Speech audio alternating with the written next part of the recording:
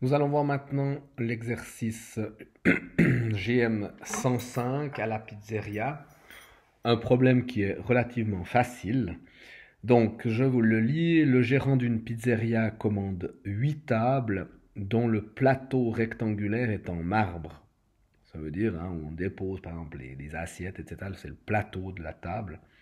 Chaque plateau mesure 80 cm sur 140 cm, donc ça veut dire 80 cm de largeur et 140 cm de longueur, et son épaisseur est de 2 cm. Quelle est la masse, donc quel est le poids d'un plateau, sachant que 1 mètre cube de marbre a une masse de 2,5 tonnes. Donc, on remarque, imaginez-vous une table, vous pouvez regarder la table sur laquelle vous avez déposé vos affaires. Eh bien, en fait, le plateau d'une table est un parallélépipède rectangle. Pour autant que la table soit rectangulaire, bien évidemment. Si elle est ronde, ça ferait un cylindre. Mais prenons ici, dans le cas présent, ce sont des plateaux rectangulaires, donc ce sont des parallélépipèdes rectangles. Vous devez faire attention au fait, comme très souvent, nous avons des unités en centimètres, on vous parle de mètres cubes. Donc, tout d'abord, moi, je vais faire en centimètres cubes.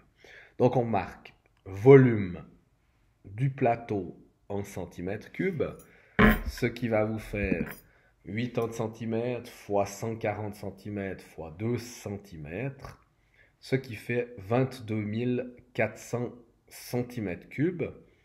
Et ces centimètres cubes, eh bien, vous devez les transformer en mètres cubes.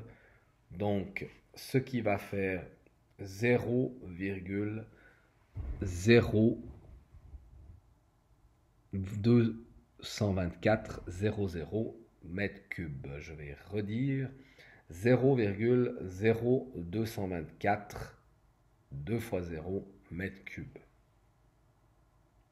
Et puis ensuite, on nous dit que le poids d'un plateau, quel est le poids du plateau, sachant que 1 mètre cube de marbre pèse 2,5 tonnes, eh bien, on fait donc masse du plateau en tonnes, ou voilà, ce qui fait 0,022 400 mètres cubes, c'était le volume de notre table, enfin de notre plateau, fois 2,5 tonnes, ce qui donne 0,056 tonnes.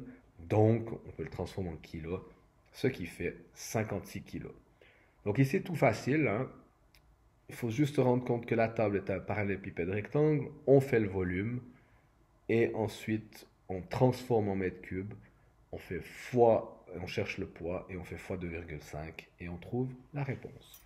Problème relativement ou même assez facile malgré tout. Voilà.